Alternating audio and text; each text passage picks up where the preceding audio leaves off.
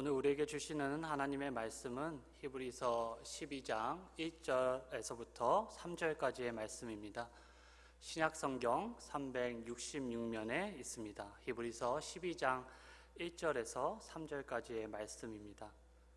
제가 말씀을 읽도록 하겠습니다. 이러므로 우리에게 구름같이 둘러싼 허다한 증인들이 있으니 모든 무거운 것과 얽매이기 쉬운 죄를 벗어버리고 인내로써 우리 앞에 당한 경주를 하며 믿음의 주여 또 온전하게 하시는 이인 예수를 바라보자. 그는 그 앞에 있는 기쁨을 위하여 십자가를 참으사 부끄러움을 개의치 아니하시더니 하나님 보좌 우편에 앉으셨느니라. 너희가 피곤하여 낙심하지 않기 위하여 죄인들이 이같이 자기에게 거역한 일을 참으신 일을 생각하라. 아멘. 이 시간 함께 기도하고 말씀 나누도록 하겠습니다. 같이 기도하시겠습니다. 주님 감사합니다. 어려운 상황 가운데 주의 몸된 교회를 위해 지금도 신실하게 역사하시니 감사드립니다. 교회의 필요와 사정을 외면하지 아니하시고 주님의 선하신 뜻과 주님의 시간표대로 우리를 인도해 주시니 감사드립니다. 하나님의 섭리를 믿고 오늘도 하나님을 붙들고 믿음의 걸음을 내딛습니다. 주여 늘 우리와 동행하여 주시옵소서. 우리 앞에 닥친 팬데믹 위기 가운데 더 하나님을 붙잡고 믿음을 굳건히 하는 연단의 시간이 되게 하여 주시옵소서. 오늘도 말씀으로 찾아오신 주님께 감사드립니다. 성령 하나님, 이 시간 이 자리에 역사하여 주셔서 주님의 귀한 말씀을 통해 주님의 음성을 듣게 하시고 더 나아가 믿음의 눈으로 주님을 보게 하시옵소서. 주님의 영광과 아름다움에 온전히 사로잡히게 하여 주시옵소서. 예수님의 이름으로 기도드립니다. 아멘. 반갑습니다. 벌써 이제 7월입니다. 오늘 7월 1일인데요. 시간이 참 빠르게 지나가는 것 같습니다. 이번 주부터 이제 공식적으로 방학이 시작되었습니다. 혹시 알고 계셨습니까? 모르고 계셨죠? 아마 이제 사실은 그동안 코로나 바이러스로 인해서 오랫동안 학생들이 학교에 등교하지 못했습니다. 그 까닭에 사실 이번 여름방학이 우리 아이들에게나 그리고 우리 학부모님들에게 큰 감흥이나 어떤 큰 차이를 주는 것 같지는 않습니다. 이제 저희 아이들이 이제 1학년, 4학년인데요. 이제 이번 주를 시작하면서 자, 이제 이번 주부터 방학이야, 오늘부터 방학이야 이렇게 아이들에게 말했더니 아이들이 그냥 그래, 오케이 이렇게 그냥 쓱 지나가 버렸습니다. 이렇게 별일 아니라는 듯이 그냥 무심하게 그냥 지나가 버렸습니다. 그렇게 조금 싱겁게 아이들과 여름방학을 맞이하고 있습니다. 아마도 방학이 시작됐지만 사실 특별하게 이렇게 아이들이 캠프를 지금 갈 수 있는 것도 아니고 사실 크게 달라진 것이 없기 때문에 이 방학이 왔지만 크게 기쁘거나 혹은 또 반대로 학교에 못 가서 아쉬워하는 눈치가 아닌 것 같습니다. 집에 있는 아이들은 물론 아내도 좀 크게 달라진 것 같습니다. 예전 같으면 이제 방학이 다가오면 어떻습니까? 우리 학부모님들은 다 아시겠지만 이제 방학이 다가오면 기쁘십니까? 상당히 스트레스를 받습니다. 막 이렇게 방학이 다가오면 부모님들이 사실은 두렵고 좀 떨리는 마음이 있습니다. 아마 학부모님들은 무슨 기분인지 아실 거라 생각이 되는데 특별히 이제 여름방학, 긴 여름방학 동안에 집에서 어떻게 이 아이들과 이 원수들과 같이 시간을 보낼까 생각하면 정말 눈앞이 캄캄할 때가 있습니다. 그런데 올해는 방학을 맞이하는 이제 아내의 태도가 좀 달라졌습니다. 왜 그럴까 좀 생각해 보면 같은 비슷한 이유인 것 같습니다. 사실 지난 몇 달 동안에 우리 자녀들과 아이들과 집안에 있으면서 하루 종일 생활하는 것에 조금 이제 훈련이 되고 적응이 된 것 같습니다. 그리고 그렇게 아이들과 몇 달 동안 시간을 지내면서 아내의 인내심도 그만큼 단련이 된 것 같습니다. 그리고 거기다가 이제 올해는 정말 특별한 것이 있는데 어쩔 수 없음이라는 것이 있습니다. 어쩔 수 없음이라는 것이 있는데 그 어쩔 수 없음을 이렇게 그냥 받아들이자 아내가 좀 덤덤해진 거라는 생각이 듭니다. 그런데 그런 아내의 덤덤함이 사실은 제 눈에는 지금의 이 상황을 단순히 포기하거나 아니면 체념했다라기보다는 그냥 현재의 어려움이나 불편함을 그대로 이렇게 껴안는 그런 모습으로 보였습니다. 아내를 보면서 지금 앞에 놓인 이 어쩔 수 없음을 인정하고 그리고 묵묵하게 부모로서의 어머니로서의 일을 감당하려는 고요한 듯 보이지만 잔잔한 듯 보이지만 그 안에 강한 의지와 또 인내를 느낄 수 있는 그런 시간이었습니다. 이번 코로나 바이러스를 통해 자녀들과 함께 집에서 생활하면서 사실 부모의 일이라는 것이 결국은 꾸준히 인내하는 일이다라는 생각이 들었습니다. 오늘 말씀 본문인 히브리서 12장은 우리의 신앙생활을 경주에 달리기에 그렇게 비유하고 있습니다. 오늘 본문 1절에 우리말로 경주를 뜻하는 헬라어 아곤은 사실 고통, 싸움, 몸부림이라는 뜻입니다. 그래서 영어에서 우리가 고통, 고뇌를 뜻하는 애거니라는 단어가 있는데 이 단어가 헬라어 단어 아곤에서 유래한 것입니다. 즉 경주는 결국 고통이고 고난이라는 것입니다. 그런 까닭에 우리가 경주에 임할 때 반드시 필요한 것이 있습니다. 우리에게 반드시 필요한 것이 있는데 그것이 바로 인내입니다. 고통을 참는 인내, 견디는 인내가 필요합니다. 오늘 말씀은 믿는 자들에게 인내로서 우리 앞에 당한 경주를 끝까지 마치라고 권면합니다. 중간에 포기하지 말고 끝까지 맡겨진 믿음의 경주를 완주하라고 우리에게 이야기하고 있습니다. 지금 우리가 아무리 힘들고 어려워도 인내하면서 믿음의 결승점을 향해 달려가라라고 권면하고 있는 것입니다. 이제 바울 서신과 이제 히브리서를 보시면 종종 바울과 히브리서 기자가 그리스도인의 신앙생활을 운동생활에 빗대어서 설명할 때가 있습니다. 대표적인 예로 바울은 고린도전서 9장 24절에서 믿음의 삶을 육상 경기와 같이 달리는 것이라고 이야기합니다. 그리고 바로 다음 절 25절에서는 마치 권투나 그리고 레슬링과 같이 싸우고 다퉈서 이기는 것이라고 이야기합니다. 근데 동일하게 오늘 히브리서 기자도 히브리서 12장에서 믿음은 달리는 것이고 또 권투 경기처럼 싸워서 다퉈서 이기는 것이라고 합니다. 이 두 가지 달리는 것과 싸우는 것의 공통점이 뭔지 아십니까? 바로 둘 다 만만하지 않다는 것입니다. 힘들다는 것입니다.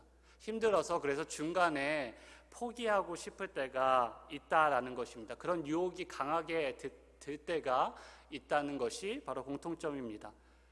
우리가 달리기 해보신 분은 다 아시겠지만, 특히 오래 달리기 해보신 분은 다 아시겠지만, 우리가 총소리와 함께 어떻게 달립니까?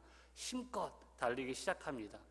하지만 중간쯤 가다 보면 숨이 턱까지 차오르고 이제 다리가 떨리기 시작합니다. 그래서 주저앉고 싶을 때가 분명히 있습니다. 싸우는 것도 마찬가지입니다. 우리 종소리와 함께 용감하게 호기 있게 링 위에 올라가서 싸움이 시작되었지만 중간에 너무 힘들고 너무 아파서 포기하고 싶을 때가 분명히 있을 것입니다. 믿음 생활도 사실은 마찬가지인 것 같습니다. 우리가 믿음 생활 시작할 때 기억하십니까? 열심히 처음 예수님 만나고 처음 뜨겁게 만나고 예수님 사랑하고 예수님 위해서 열심히 뛰어가던 때가 분명히 있을 것입니다. 열심히 쫓아서 예수님 달리기 시작한 그런 적이 있을 것입니다. 최선을 다해서 달리고요, 전력을 다해서 달리고 정말 기쁨으로 지칠 줄 모르고 달렸던 그런 기억이 분명 있으실 거라 생각이 됩니다. 근데 그렇게 계속 달리다 보면 어떤 일을 우리가 겪게 됩니까? 늘 좋은 일만 있는 것은 아닙니다. 늘 좋은 일만 있는 것은 아닙니다. 열심히 달리다가 갑자기 비바람과 같은 고난을 만날 때가 있습니다. 그래서 주춤할 때가 있습니다. 우리가 사실 비바람을 맞으면서 달리면 사실 그냥 달리는 것에 비교해 볼 때 몇 배나 더 힘든 것이 사실입니다. 그리고 달리던 중에 또 어떤 일을 겪게 됩니까? 또 달리던 중에 나를 비방하고 나의 경주를 방해하는 사람들을 만나서 상처를 또 받고 또 의심이 들어서 이 믿음의 경주를 계속 달려야 하나 이렇게 멈칫거릴 때가 분명히 있습니다.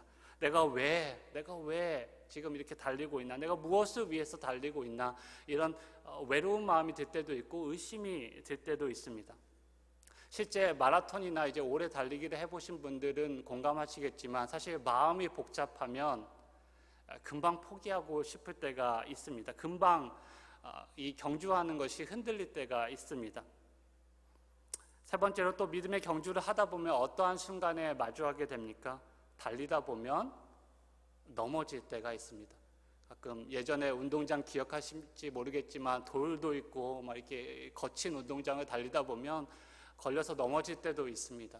그리고 옆에 사람과 부딪혀서 넘어질 때도 있습니다. 그렇게 달리다가 시험과 유혹을 만나서 우리가 넘어질 때가 분명 있습니다. 그런데 오늘 히브리서 기자는 이런 그리스도를 향해, 이런 지치고 흔들리는 우리를 향해 너희가 시작할 때 확신했던 그 믿음을 놓지 말고 꼭 붙잡고 끝까지 뛰라고 우리에게 권면하고 있습니다. 시작한 일을 끝내라고 이야기합니다. 달릴 때 시작을 빠르게 잘하는 것도 중요하지만 이 시작한 일을 끝까지 완주하는 것이 더 중요하다고 이야기하고 있습니다. 예수님 따르고 구원받고 정말 중요합니다. 그렇게 시작하는 거 정말 중요합니다. 하지만 더 중요한 것은 끝까지 예수님을 잘 믿는 거라고 이야기하고 있습니다. 그래서 오늘 본문은 아주 간단하지만 우리가 믿음의 경주를 끝까지 완주할 수 있도록 완주를 위한 세 가지 구체적인 팁을 우리에게 알려주고 있습니다. 첫 번째 방법입니다. 첫 번째 방법은 내려놓고 달려야 합니다. 1절 상반절의 말씀입니다.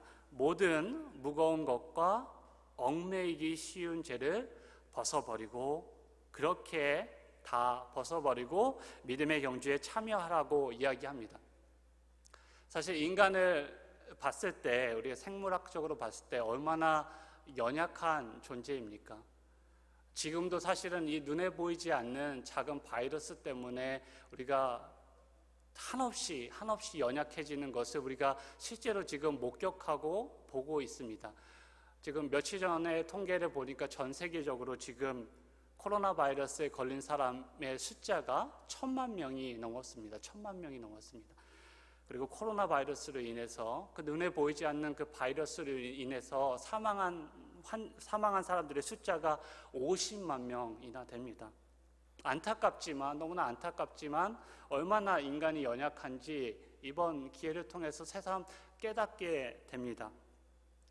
이 피지컬한 능력은 어떻습니까? 우리가 이제 신체적인 능력도 사실 동물하고 한번 비교해 봤을 때 사실은 정말 너무나 연약합니다. 치타나 사자 달리는 거 보셨죠? 얼마나 빨리 달립니까? 심지어 이 손바닥만한 작은 토끼만큼도 우리 인간이 빠르게 달릴 수 없는 것이 사실입니다.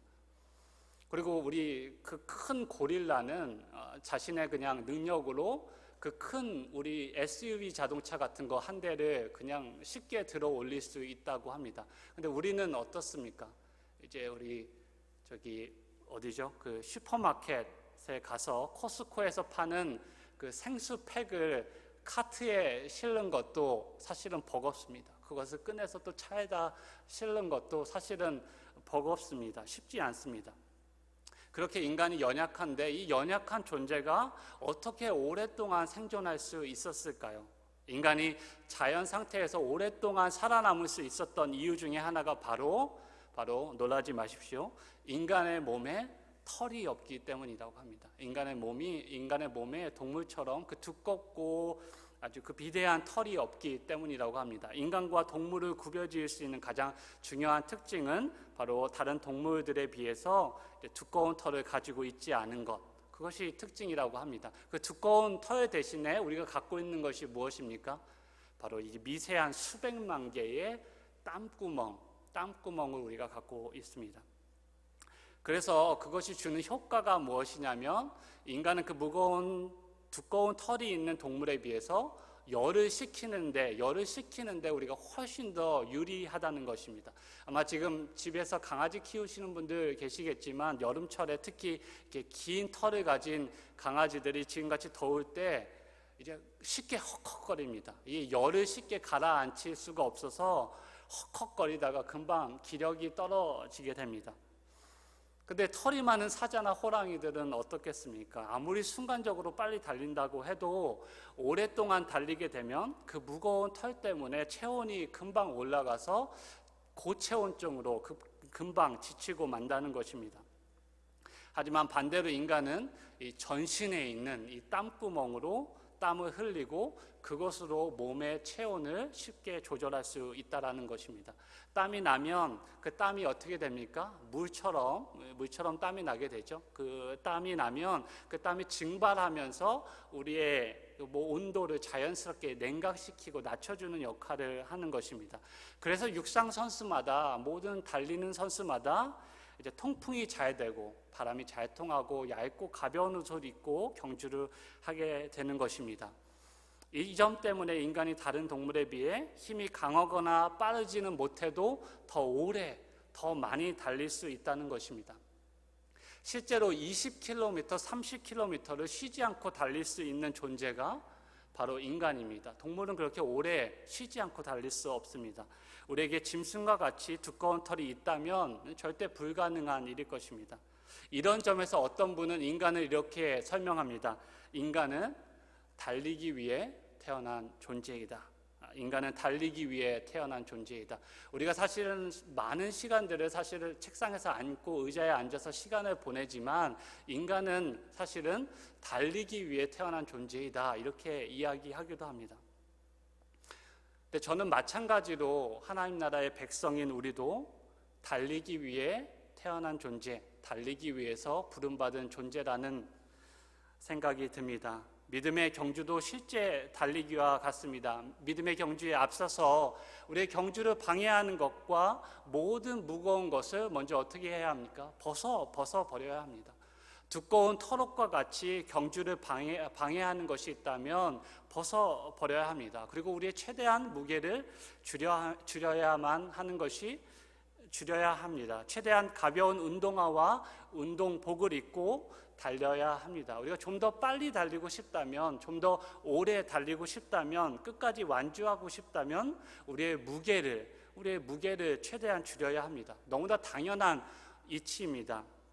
달릴 때 지금처럼 이렇게 불편하고 통풍도 잘 안 되는 이렇게 셔츠도 벗어버리고 양복도 벗어버리고 이 타이도 풀고 높은 구두도 벗어버리고 무거운 구두도 벗어버려야 합니다. 경기에 방해가 되는 것이 있다면 과감하게 우리가 가지치기를 해야 하는 것이 사실입니다. 우리 삶을 한번 돌아보시면 우리 삶 가운데 콕 집어서 이건 죄야 라고 이야기하기 힘들지만 분명 우리의 신앙생활을 방해하고 회방 놓는 것들이 있습니다. 우리의 영적인 에너지를 낭비하게 만드는 것이 있습니다. 우리의 영혼을 무겁게 누르는 것들이 있습니다. 우리의 믿음의 경주를 산만하게 만드는 것이 분명히 있습니다. 그래서 우리에게도 신앙의 경주를 위해서 가지치기가 필요합니다. 예를 들어서 우리의 과도한 취미 생활이 우리 믿음의 경주를 분명 방해할 수도 있습니다. 거기에 너무 빠져 있어서 우리가 예수님과 함께 달리는 그 경주를 잊어버릴 때가 있습니다. 또 어떨까요? 지나친 인터넷, TV 드라마 시청이 우리 시간을 낭비할 수도 있습니다. 말씀 보고 기도하는 일을 방해할 때가 있습니다. 그럴 때마다 우리는 바울의 고백을 한번 기억해 보면 좋을 것 같습니다. 모든 것이 가하나 모든 것이 유익한 것은 아니라 이 절제의 가르침이 지금 현대를 살아가는 우리의 믿음의 경주자들에게 너무나 필요한 덕목이 아닐까 그런 생각이 듭니다. 제가 지금 이 시간 여러분들에게 묻고 싶은 것은 경주자로서, 믿음의 경주자로서 여러분의 무게는 어떻습니까? 여러분의 무게는 어떻습니까? 지금 믿음의 경주를 위해서 여러분 삶 가운데 가지치기 할 필요가 있는 부분이 있지는 않은지, 이 시간 믿음의 경주에 앞서서 믿음의 경주를 달릴 때에 과감하게 버려야 할 것들이 있는지 이 시간 함께 돌아보면 참 좋을 것 같습니다. 1절에서 그 온갖 무거운 것들이 우리의 경주를 이렇게 슬로우 다운하게 천천히 달리게 지체하도록 만든다면 죄는 우리를 경주에서 어떻게 합니까? 이탈하게 만듭니다. 낙오하게 만드는 것이 바로 죄입니다. 믿음은 앞으로 나아가는 것인데 죄는 우리를 뒤로 후퇴하게 만드는 것입니다. 우리의 최종 목적지인 그 예수님, 하나님께 달려가는 그 경주를 방해하고 멀어지게 만드는 것이 바로 죄의 역할입니다. 그래서 히브리서 서문에 보시면 2장 1절에서 다음과 같이 우리에게 정말 진지하게 경고하고 있습니다. 우리가 흘러 떠내려가지 않도록 함이 마땅하니라. 아멘. 믿음의 경주에서 낙오하지 않도록, 흘러 떠내려가지 않도록 우리 자신을 살피라고 이야기하고 있습니다. 경주 중에 우리를 뒤로 떠내려가도록 만드는 것들, 예를 들어서 게으름, 나태함, 교만함, 또 완악함, 혹은 불신앙, 지나친 염려, 지나친 의심, 이런 것들이 나의 발목을 지금 잡고 있지는 않은지 나 자신을 살피라고 이야기하고 있습니다. 우리가 그런 것들이 우리 눈에 삶 가운데 보여질 때 우리는 날마다 그것들을, 우리 죄를 정결케 하시는 예수 그리스도 앞에 가져와 회개하고 해결함을 받아야 합니다. 죄의 무거운 멍에를 메고 우리의 믿음의 경주를 하는 것이 아니라, 물러나고 후퇴하는 것이 아니라 예수 그리스도 앞에 가져와 예수 그리스도 앞에서 해결받고 우리는 그리스도 예수의 가볍고 쉬운 멍에를 메고 그리스도와 함께 믿음의 경주를 달려나가야 할 줄 믿습니다. 아멘. 두 번째로 우리는 인내하며 달려야 합니다. 히브리서 기자는 1절 하반절에서 이렇게 이야기합니다. 인내로서 우리 앞에 당한 경주를 하라고 우리에게 권면합니다. 정말 지금 이 순간에 우리에게 가장 필요한 것이 무엇일까요? 그것은 아마도 인내라는 생각이 듭니다. 지금 이 더운 여름에도 하나님께 예배드리기 위해서 나오셨지만 이렇게 마스크를 쓰는 불편함까지 감당해야 하는 이때 우리에게 정말 필요한 것은 정말 인내라는 생각이 듭니다. 1968년 멕시코 올림픽 마라톤 대회에서 실제로 있었던 일입니다. 멕시코 올림픽에 총 57명의 마라톤 선수가 출전하였습니다. 그 중에서 존 스티븐 아크와리라는 선수는 아프리카 탄자니아의 대표로 이 올림픽에 출전하게 되었습니다. 그는 분명 실력도 있었고 많은 사람들의 기대를 모으고 있는 선수 중에 한 명이었습니다. 드디어 이제 마라톤이 뭐죠? 올림픽의 피날레 아닙니까? 이제 올림픽의 피날레를 장식하는 마라톤 경기가 열렸고 총소리가 울려 퍼졌습니다. 그래서 선수들이 모두 힘차게 뛰어나갔습니다. 그런데 불행하게도 이 아쿠아리 선수가 시작한 지 얼마 되지 않아서 몇 킬로미터 가지 못해서 스텝이 엉키면서 이제 옆에 있는 선수들과 부딪히면서 크게 굴러서 넘어지고 말았습니다. 누가 봐도 이제 큰 부상이 우려되는 그런 순간이 있었는데요. 보니까 이 다리에 출혈이 있었습니다. 다리에 출혈이 있는 부위는 대충 붕대로 싸맬 수 있었지만 넘어지면서 다친 이 어깨와 이 무릎의 상처는 그 탈골은 어떻게 붕대로 해결할 수 있는 부분이 아니었습니다. 그래서 대충 피가 나는 부분을 지혈을 하고 붕대를 감싸고 다시 일어났습니다. 그렇게 일어나려고 하는 선수를 향해서 의료진들이 다가가서 이렇게 이야기했습니다. 더 이상 경주를 하는 것이 불가능하다고 그렇게 이야기했습니다. 하지만 그는 의사들의 만류에도 불구하고 일어나 쩔뚝거리며 달리기 시작했습니다. 그렇게 가면서 쉬기도 하고 쩔뚝거리기도 하면서 경주를 이어나갔습니다. 시간이 몇 시간 지나고 이미 메달권 선수들은 일찌감치 이제 결승점에 돌아왔고 모든 선수들이 이제 피니시 라인을 통과하였습니다. 홀로 남은 이 아쿠아리 선수는 외로이 그 고통을 인내하면서 경주를 포기하지 않고 끝까지 달려나갔습니다. 사실 포기하고 싶은 마음이 왜 들지 않았겠습니까? 이유도 분명하고 부상도 있고 여기서 내가 그만둔다고 해서 사람들이 나를 조롱할 것도 아니고 분명히 충분히 경주를 그만둘 이유가 그 앞에 놓여 있었지만 그는 끝까지 달렸습니다. 그리고 이 소식을 들은 일부 관중들과 선수들은 이 아름다운 꼴찌 선수를 기다리면서 마지막까지 자리를 지켰다고 합니다. 그래서 한 시간이 훌쩍 지나서 이 아쿠아리 선수가 쩔뚝대면서 그 경기장에 들어왔을 때, 스테디움에 들어왔을 때 그곳에 남아있던 많은 관중들과 선수들이 1등을 향해 보냈던 그 박수 소리보다 더 큰 박수 소리를 이 아름다운 꼴찌 선수에게 보냈다고 합니다. 사람들은 그 순간을 진정한 올림픽 정신을 엿볼 수 있는 아주 멋진 장면으로 기억하고 또한 회상하고 있습니다. 유명해졌겠죠. 힘든에도 불구하고 경기를 마쳤으니까. 그리고 경기를 마치고 돌아온 이 탄자니아 선수를 향해서 많은 사람들이 모였습니다. 기자들이 모였습니다. 그리고 그에게 이렇게 질문했다고 합니다. 왜 당신은 이 심한 부상에도 불구하고 경기를 중단하지 않았습니까? 왜 포기하지 않았습니까? 이렇게 물었다고 합니다. 그렇게 묻자 그는 다음과 같이 대답하였습니다. 나의 조국 탄자니아가 이 먼 곳 멕시코로 나를 보낸 것은, 이 수천 마일 떨어져 있는 멕시코로 나를 보낸 것은 단지 경기를 출발하라고 보낸 것이 아니라 경주를 완주하라고 보낸 것입니다. 우리에게도 이런 고백이 정말 있기를 원합니다. 하나님이 나를 선택하시고 나를 부르시고 나를 믿음의 경주로 보내신 이유는 단순히 내가 구원받고 내가 단순히 경주를 출발하라고 부르신 것이 아니라 그 나의 구원의 경주, 믿음의 경주를 완주하라고 부르셨기 때문에 내가 너무나 힘들었지만 끝까지 고난 중에도 인내하면서 달렸습니다. 그래서 포기하지 않았습니다. 이런 고백이 우리 삶 가운데 있기를 간절히 원합니다.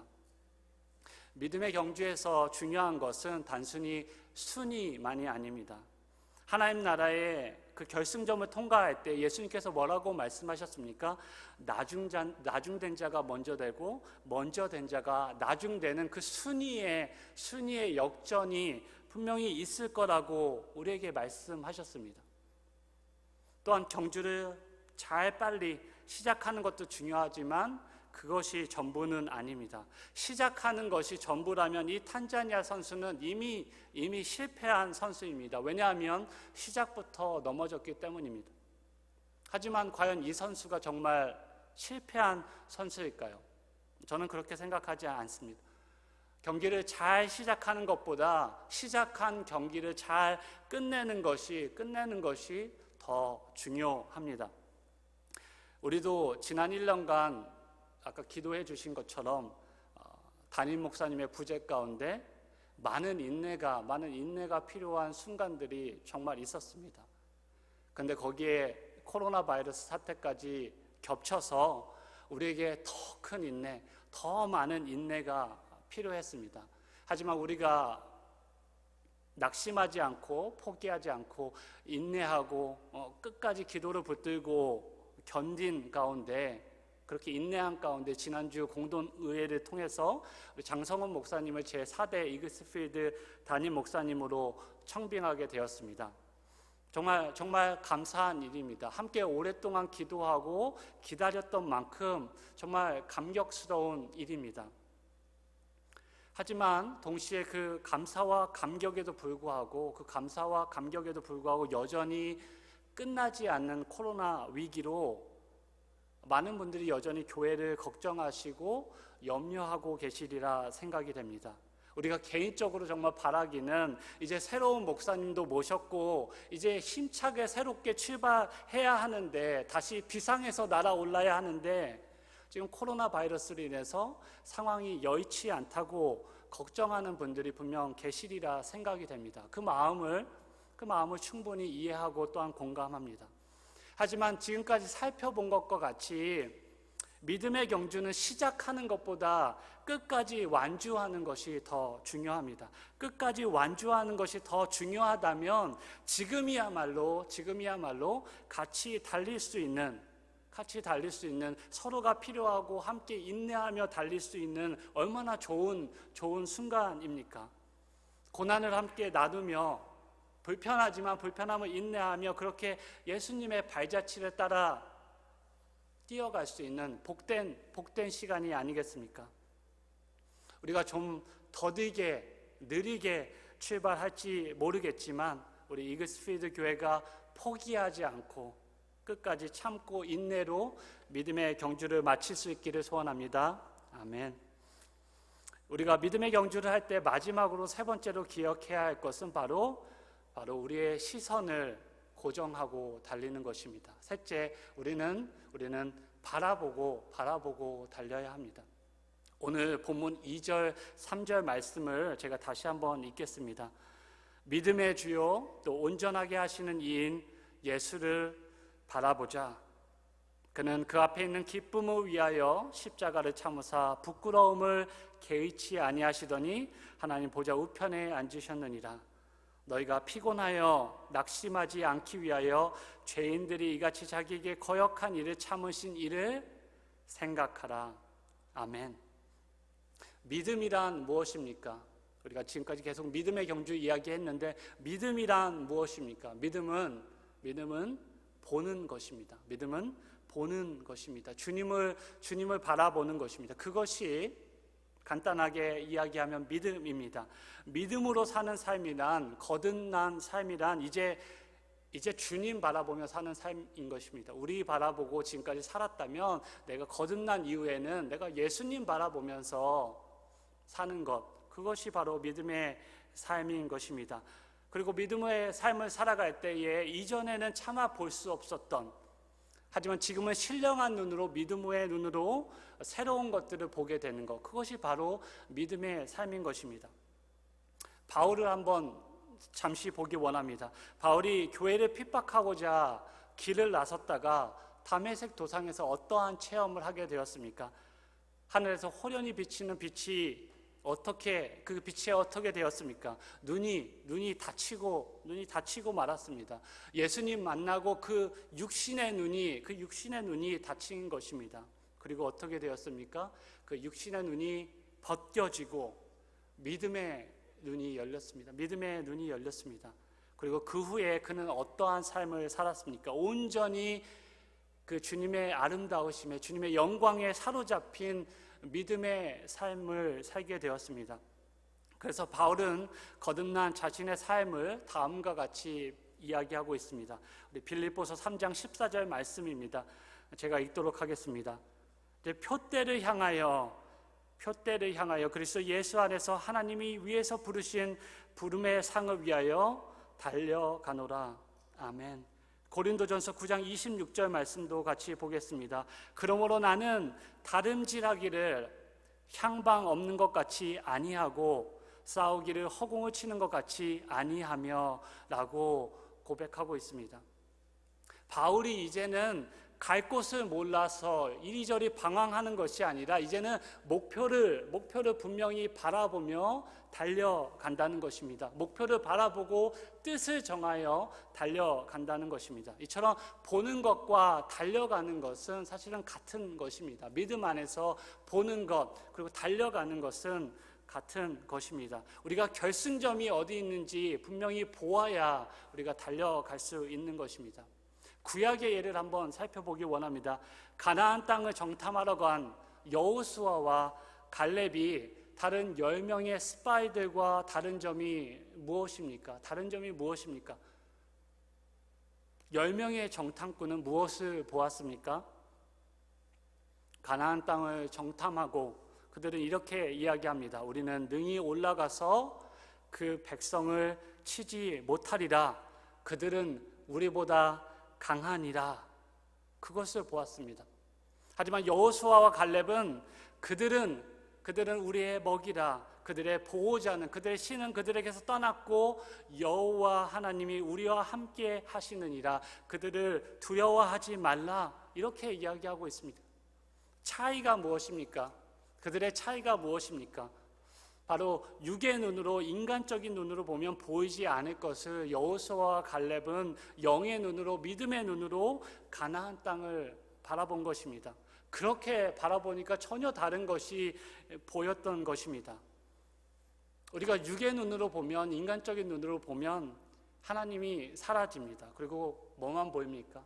우리 연약한 우리만 보이고, 우리 주변만 보이고, 우리 상황만 보입니다. 그래서 어떻게 됩니까? 쉽게 좌절하고 두려워하고 염려하게 됩니다. 낙심하게 됩니다. 그래서 우리가 한 발자국도 나아가지 못하게 됩니다. 하지만 우리가 믿음의 눈을 가진 사람, 우리 믿음의 눈을 가진 사람은 여호수아와 갈렙과 같이 어디서든 어떠한 상황에서든 우리는 하나님이 함께 하심을 볼 수 있습니다.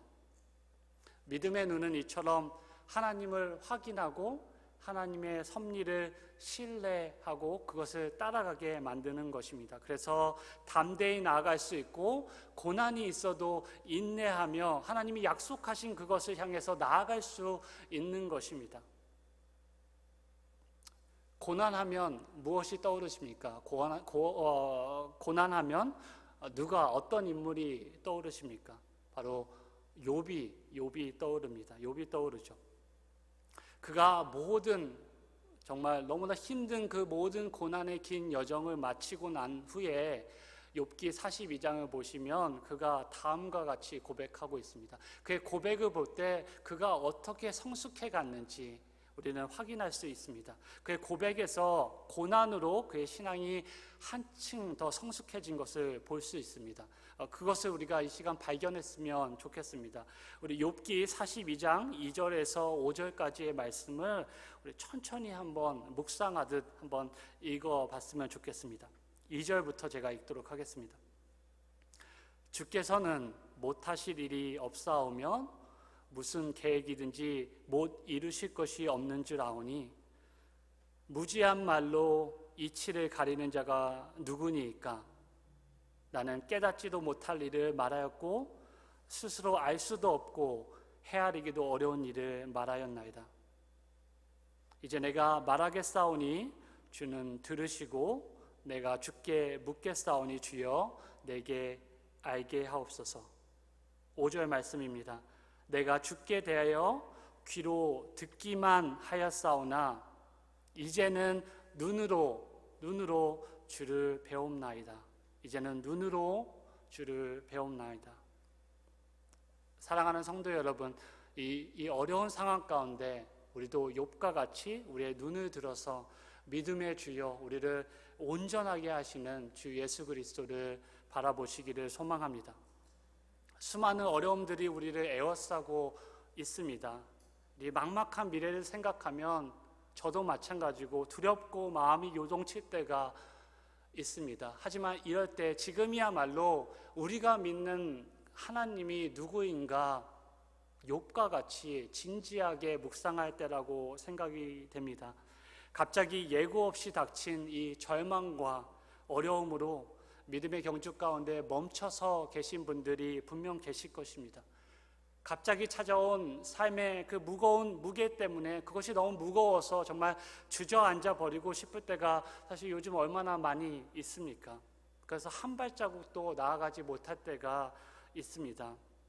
그때 우리 다 같이 고개를 들어서 예수님을 한번 바라보시기 바랍니다.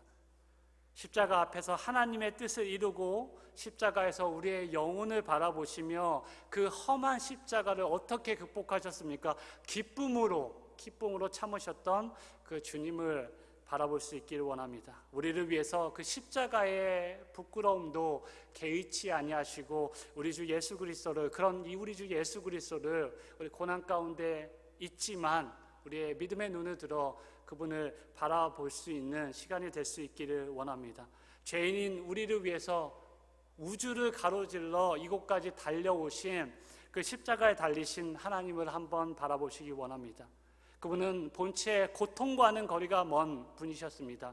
고통과는 거리가 먼 그분의 고통을 한번 생각해 보시기 바랍니다. 우리를 위해서 인간의 연약한 몸을 취하셨을 뿐만 아니라 배신당하시고 누명을 쓰시고 버림받고 채찍질 맞으시고 결국 십자가에서 고통의 죽음을 맛보신 바로 그 예수님을 한번 바라보시기 바랍니다. 십자가 고난과 죽음 후에도 영광스럽게 부활하신 예수 그리스도의 몸에 그 육체에 여전히 그 고통의 흔적, 상처를 담고 계셨습니다.